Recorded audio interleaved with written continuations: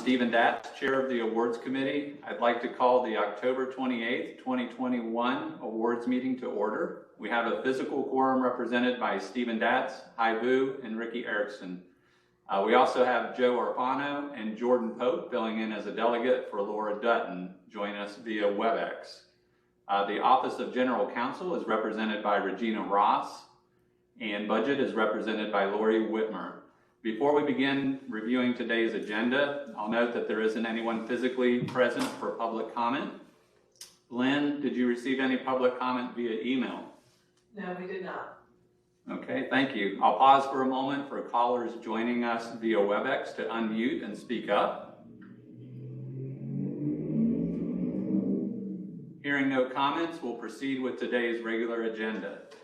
On today's agenda, we have items 1 through 4 that have been reviewed by Procurement and Budget. These items are now ready to be reviewed by the Awards Committee.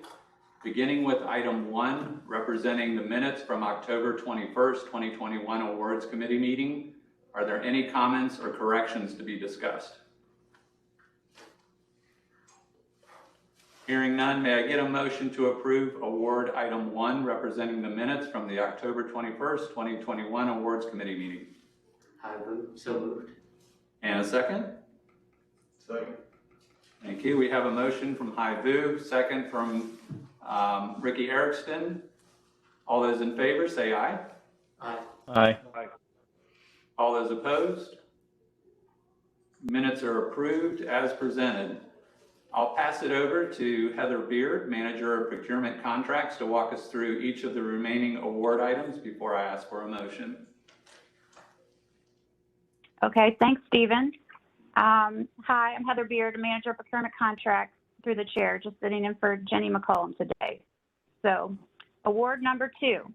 This is an award of multiple contracts for general engineering services for pipeline projects and studies for 16-inch pipe diameter or greater.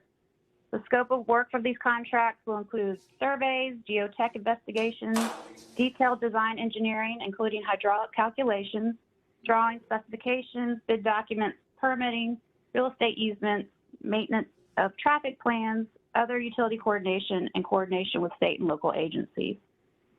As I said, there's multiple awardees. There's actually 7 of them, so I'll run through them now. So Jacobs Engineering received a contract for $1 million. Four Waters Engineering Group, $1 million.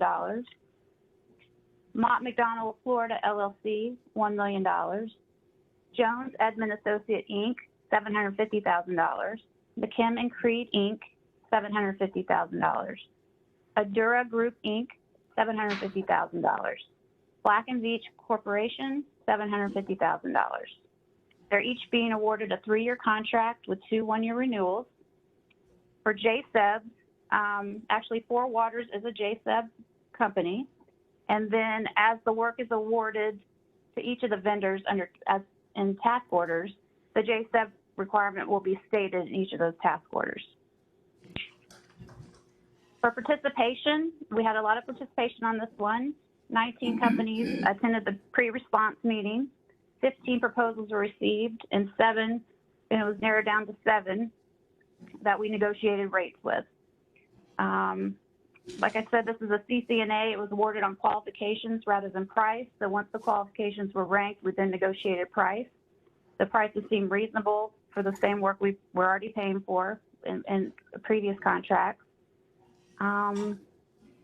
Any questions regarding this one? Hey Heather, this is Hai. If someone from the business can provide just a brief explanation on where we drew the line that we selected, we ended up with 7 companies.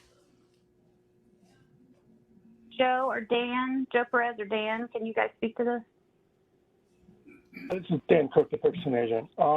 So at the evaluation matrix, which is attached for reference, there was a break between 7 and 8 of a few points, and that seemed like a natural break. The line between 6 and 7 was really close, and we had originally were thinking around 5 or 6 contracts, but the evaluations were pretty close in that area, so we bumped it up to 7, and we had to work to justify it.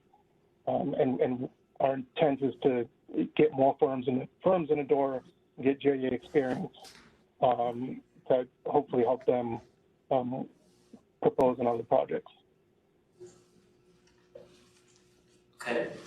Thanks, Dan. What I heard was, typically we award this type of project to 3 firms, but the intent was to get more firms in the door because we have a lot of work coming. And then there's, from the scoring, you scroll down, there's a good delineation between the 7th firm and the rest of the firms, so that's why the team picked the top 7 firms. Did I capture that? Yes. Accurately. Yes. Thank you, Dan. Yeah, that's a very tight grouping on the scoring. Dan, just a follow-up, this is Stephen. On page 11, it states that task orders will be issued for each project study. Is there a prescribed method of awarding work between the 7 awardees? So we try to look at the experience of each firm and try to pick the firms that we think would match best with that task order, and try to keep it evenly spread amongst the firms as well. By statute, we're not allowed to bid this out between these 7 firms. We have to just go to one and get a price for that task order and move from there. Okay, thank you.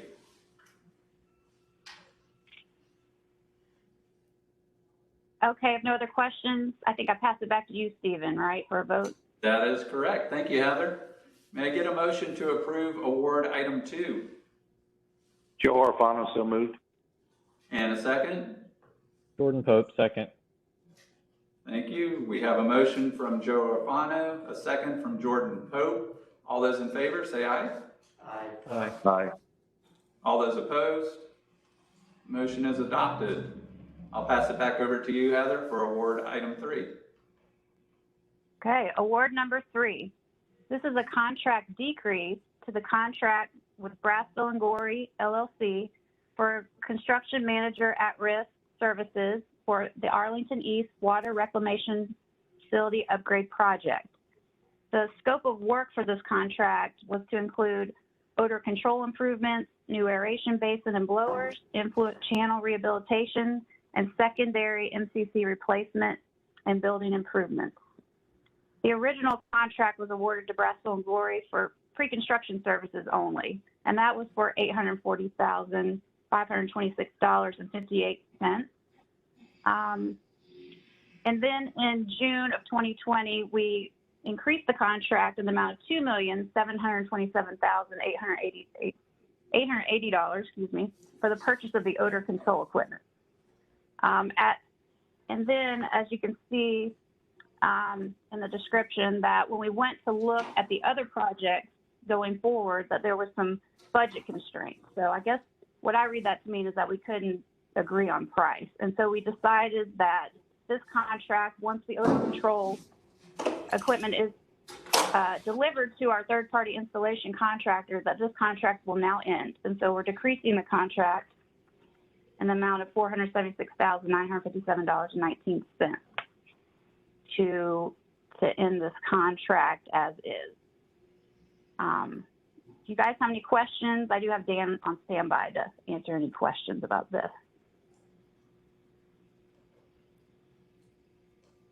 Just clarification, this is Stephen. Dan, did we reconcile the difference between the 546 versus the, was it 526? So yes, on the screen, I think Lynn has the corrected version. It's 526.58 originally awarded. There was a typo on that original award. So Okay, great. The contract is the 845.26.58. All right. Thank you. Okay, if no other questions, I'll pass it to you, Stephen. Thank you, Heather. May I get a motion to approve award item 3? I move, so moved. And a second? All right, we have a motion from Hai Vu, second from Ricky Erickson. All those in favor, say aye. Aye. Aye. Aye. All those opposed? Motion is adopted. All right, Heather, please proceed with Okay. award item 4. All right, award 4. This is an award for a contract for JEA light and medium duty vehicle procurement acquisition. This is for the purchase of 62 vehicles for the electric and water department. We're making 2 awards to 2 vendors. A portion of the work will go to Duval Ford in the amount of $1,996,149. The other portion of work will go to Garber Ford Inc. in the amount of $619,317. As for competition, we only had two bidders, although Kenny Pearson and Procurement worked very hard to get more competition on this bid. And you'll see in the award, it's described the different things that we did.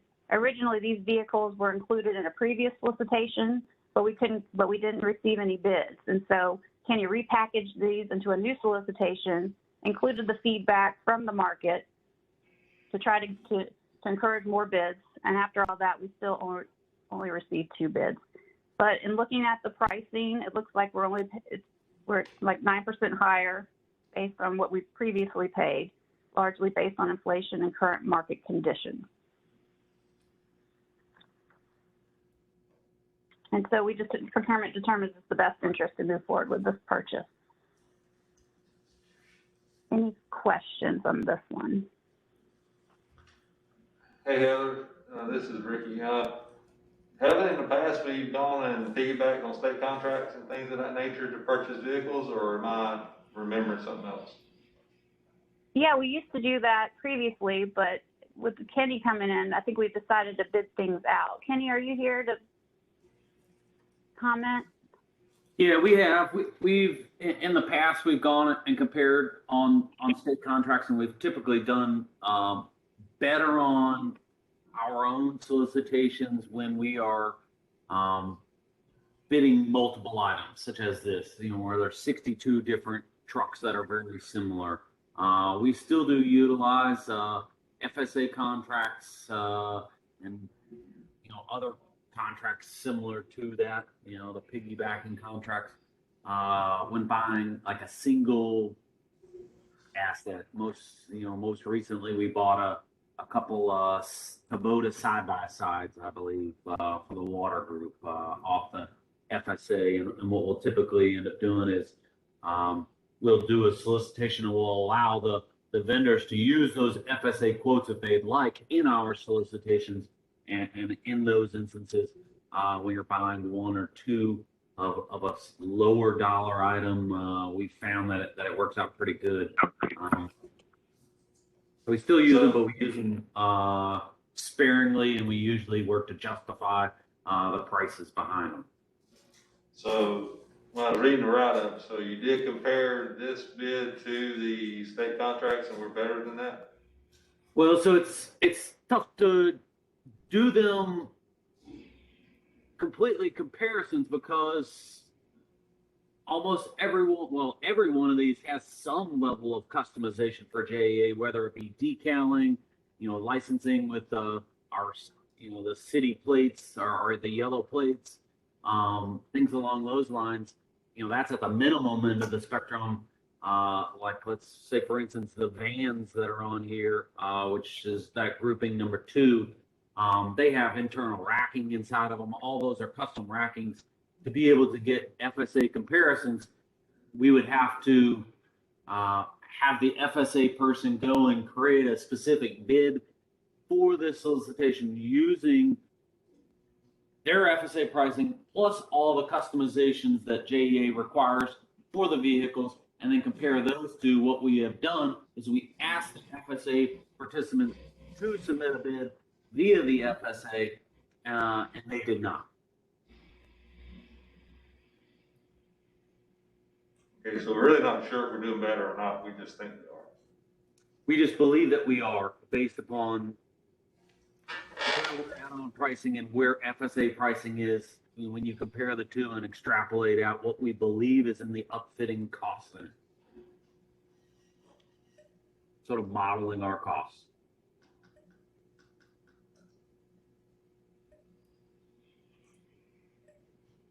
Kenny, this is Stephen, is there any period of time whereby you're, expecting to reconcile these numbers and have the analysis so that you have empirical data? So there's two particular units that were on the last solicitation that we did not put on this one, specifically to use the FSA path, and that's because of their more common items, such as the Ford Explorer. Lots of police force use those, so we are leaving that one to be done via the FSA, and also our Chevy Bolts. We are doing that same path. These, given the volumes of them, we decided that we were going to pursue down this path and try to get the FSA respondents engaged in them. The vans themselves, we had hoped to be able to do more thorough analysis, but Ford themselves has moved up the cutoff dates on the Ford vans, and tomorrow is actually the cutoff window for ordering FY22 vans. So if we don't have a purchase order by end of day tomorrow, we will then be moving into FY23 model year vans and the costs associated with FY23 model years, which we would believe would be higher than FY22 model years. And that is the rush between our bid opening on Tuesday of this week to having awards today and this item being in there. All right, thank you for the clarification. So there's just a sense of urgency in getting this processed, right? Yeah, and that's just due to, we believe that the FY23 model years will be considerably more expensive than FY22 model years. And that's based upon what we found from FY21 moving into FY22.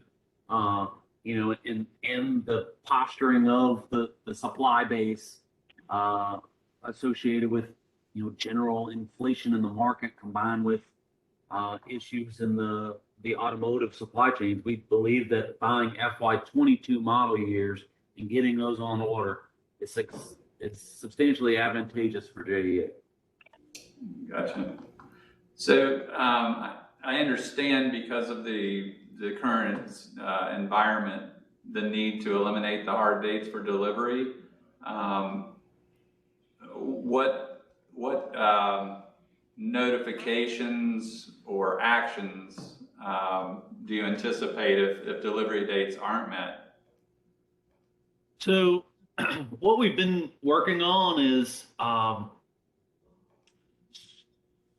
trying to ramp up communications in between the supply base and where we're at, so we can be ahead of the curve and be as knowledgeable as possible when making our decisions. What we've done on this last order is, as they place orders, we place purchase orders, they place their orders with the manufacturers, including any other long lead time upfitting accessories. They relay those back to us, so therefore we can have visibility that the orders were placed in a timely manner. And then as we go out, they give us progress reports or updates on the status of the purchases.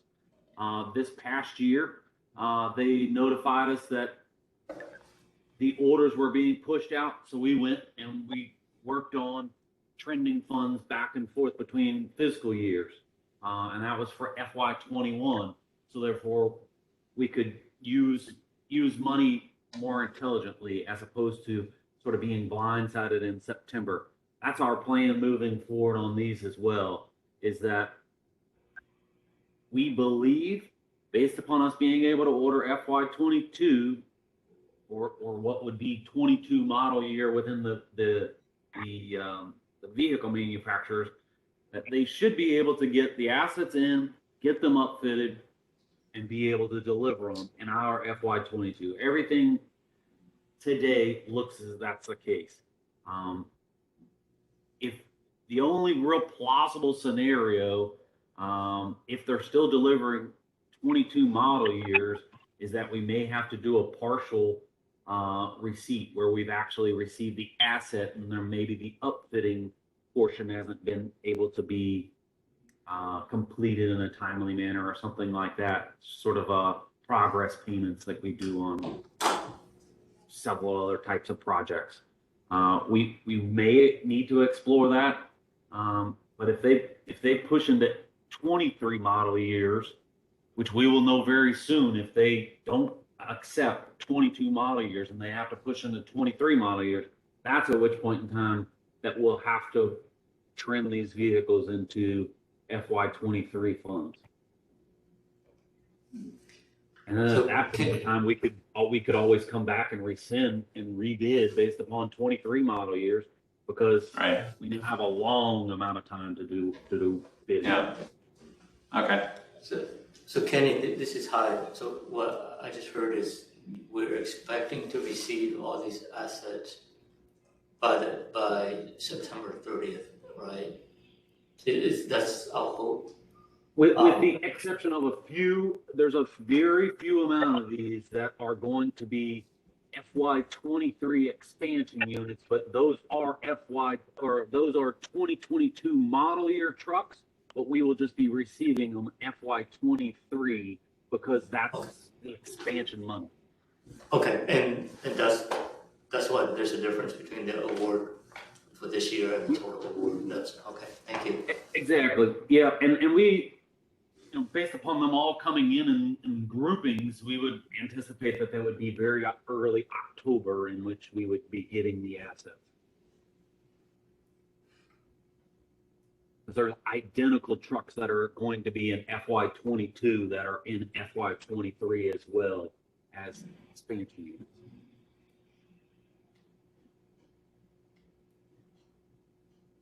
Does that answer your question? It did. Thank you. So does it make sense for us to order earlier so that we get out of that September 30th, October timeframe, which has a huge impact on our? Absolutely. I mean, we're right now, this is items that weren't bid from a solicitation that went out a month and a half ago when we went to awards, and September 30th was the awards of the first solicitation. These are all items that weren't bid on that. And that's why we're here today in a time crunch, is because no one bid on the first time. Gotcha. Understood. Thank you. So we're pushing out, probably,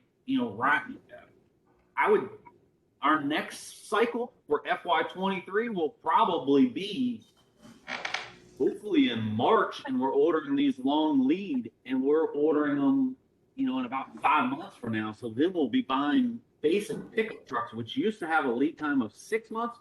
We'll be ordering them 16 months out. Are Bailey or Justin on the meeting? Do we know? Let me see. I'm gonna guess I don't one. think. Okay. I don't think so. No. Yeah, see them on here.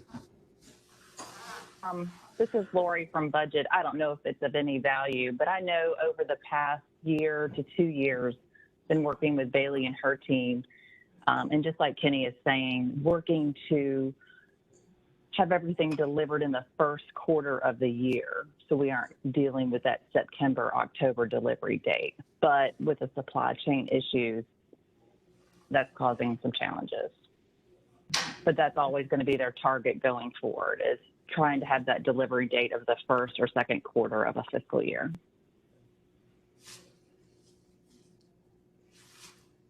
Thank you, Lori. Yeah, as a reference, we have right now we have FY23's heavy duty and aerial vehicles out on bid. They're out right now. And that's just to make a long lead time, like Laura just said, to try and get them delivering earlier in the year. But as the supply chain evolves, what was a 6-month procurement cycle and them delivering in the second quarter is now a 12-month lead time on vehicles, and they're delivering in our fourth quarter.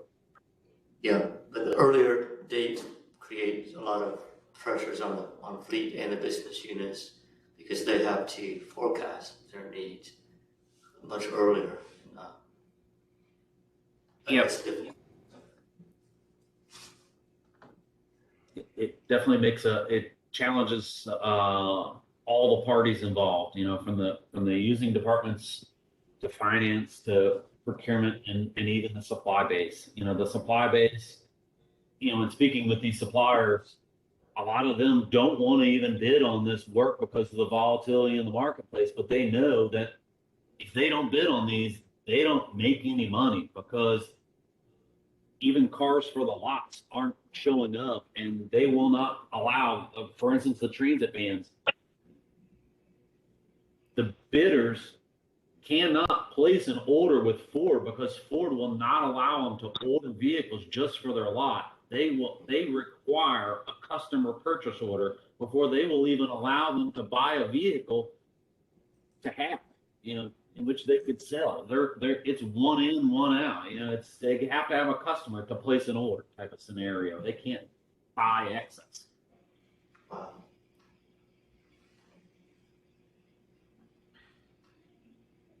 Thanks, Kenny. Does the committee have any other questions? Do we want to take a vote?